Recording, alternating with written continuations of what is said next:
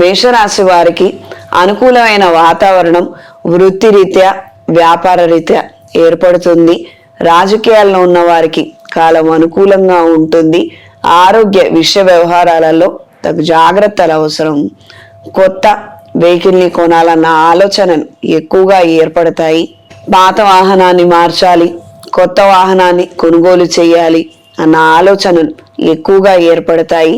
జీవిత భాగస్వామి పేరు మీద కొన్ని ఆస్తులను, కొన్ని వాహనాలను ఏర్పాటు చేయాలన్న ఆలోచనలు కూడా కలిగి ఉంటారు. దూర ప్రయాణాలు చేయగలుగుతారు. ఆధ్యాత్మిక కేంద్రాల పట్ల ఆకర్షితులవుతారు. దైవానుగ్రహం కోసం దైవభక్తి మరింతగా పెరిగే అవకాశం ఉంటుంది. స్వచ్ఛందంగా మంచి మార్పులు ఏర్పడతాయి. ఈ రాశ్యాధిపతి అయినటువంటి కుజుడు దశమ స్థానంలో మకర రాశిలో ఉచ్చస్థితి. సహజంగా ఇది జన్మజాతకంలో ఉన్నట్లయితే రుచిక మహాపురుష యోగాన్ని ఏర్పరుస్తుంది. దీని ద్వారా రుణ సంబంధమైన సమస్యలు ఉండదు. ఆ మనిషికి మంచి యాక్టివ్గా ఉండగలుగుతారు.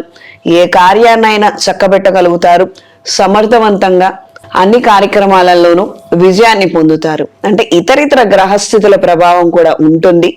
కానీ కేవలం ఈ యొక్క యోగాన్ని మాత్రమే మనం తీసుకున్నట్లయితే ఈ రాష్ట్రాధిపతి కాబట్టి చక్కగా మంచి మార్పులు ఏర్పడతాయి. ఆకర్షణీయమైనటువంటి కళాకాంతులతో ఉండగలుగుతారు. హైట్ నిమిత్తం కొంచెం ఇష్యూస్ ఏర్పడవచ్చు. ఈ విధంగా ఉంటుంది. ఈ రాశి నుండి దశమ స్థానంలో ప్రస్తుతం ఈయన యొక్క సంచారం అనుకూలమైన మార్పులకు కారణమవుతుంది. ప్రత్యేకంగా కెరియర్ స్థానంలో ఉన్నారు కాబట్టి వృత్తి నిమిత్తం మంచి మార్పులు ఏర్పడతాయి. కానీ మిగతా 3 గ్రహాలు ఉన్నందువలన ఏలినాటి శని ప్రభావం వలన వృత్తిరీత్యా ఎదుగుతున్న కొద్ది చికాకులు కూడా మరింతగా పెరిగే అవకాశం ఉంటుంది. ఎప్పటికప్పుడు ఏదో ఒక విధమైనటువంటి చిన్న పొన్న డిస్టర్బెన్సెస్ ఉండే అవకాశం ఉంటుంది. అంటే ఉదాహరణకు ఒక ప్రాజెక్ట్ ఇచ్చారు, మీరే ఆ టీంని లీడ్ చేయాలి, కానీ అందులో ఒక 4-5 ఇబ్బంది పెడుతుంటారు.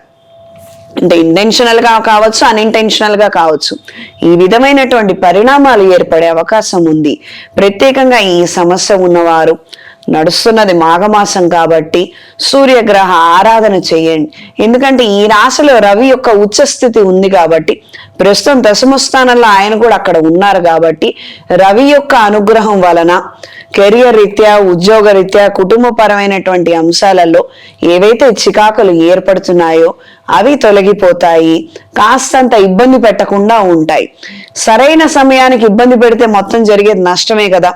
అలా కాకుండా ఈయనని పూజించడం వలన మంచి మార్పులు ఏర్పడతాయి.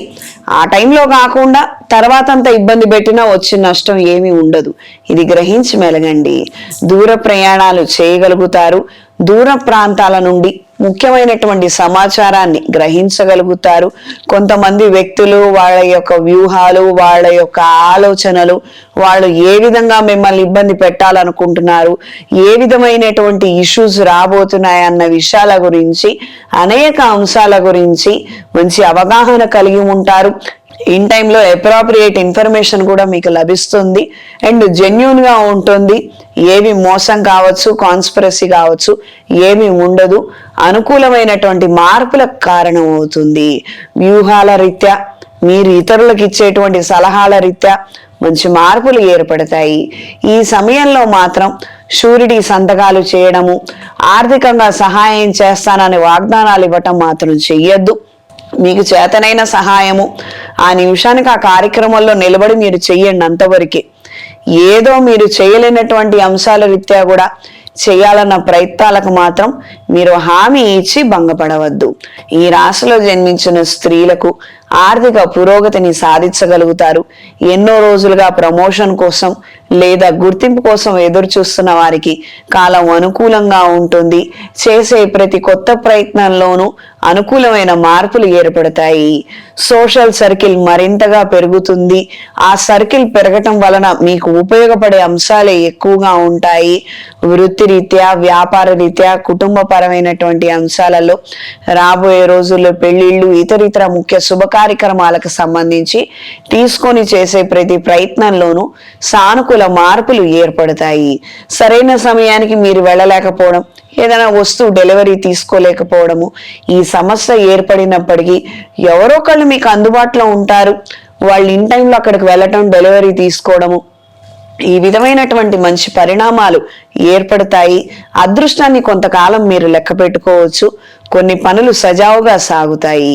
ఈ రాశిలో జన్మించిన వారికి ఈ వారం కలిసొచ్చే రంగు నేరేడు రంగు, కలిసొచ్చే దిక్కు పడమర, కలిసొచ్చే సంఖ్య 8. ప్రతిరోజు కుజగ్రహ ఆరాధన, సుబ్రహ్మణ్య స్వామి వారి స్తోత్రం చదవడము, గణపతి మంగళాష్టకాన్ని చదువుకుంటే విశేషమైన ఫలితాలు సంప్రాప్తిస్తాయి.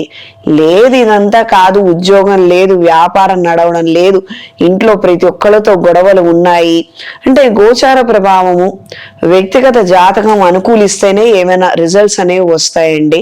గత వారం మనం చెప్పుకున్నట్టుగా లేదు, మనకంతా శూన్యంగానే ఉంది, ఎక్కడ ఏమి మంచిగా కనిపించడం లేదు అని అనుకున్నప్పుడు రాబోయే రోజుల్లో మహాశివరాత్రి రోజున అఘోర పాశుపత హోమాన్ని జరిపించండి. ప్రత్యేకంగా ఏలినాడి శని ప్రభావం కావచ్చు, జన్మజాతకంలో ఉన్నటువంటి గ్రహస్థితి ప్రభావంగానే ఈ యొక్క అంశాలన్నీ ఏర్పడుతున్నాయి. ఇన్ టైంలో ఇవి రెక్టిఫై చేసుకుంటే, శాంతి క్రతువులు జరిపించుకున్నట్లయితే ఆ ప్రభావం తగ్గి మంచి మార్పులు ఏర్పడే అవకాశం ఉంటుంది. ఇది గ్రహించి మెలగండి. ఏదైనా ఇబ్బంది ఉంది అని అనుకున్నప్పుడు దాని యొక్క పరిష్కారం అత్యంత అవసరం. పరిష్కారం లేకుండా ముందుకు వెళ్ళిపోదాము, ఏం పర్వాలేదులే అన్నావు, ఇది మాత్రం పద్ధతి కాదది. కాలు మీద బురద పడితే కడుక్కోవాలంతే. ఆ బురద కాలు వేసుకొని మనం ఇల్లంతా తిరుగుతాం, వాకిలంతా తిరుగుతాం అంటే అది సమంజసం కాదు.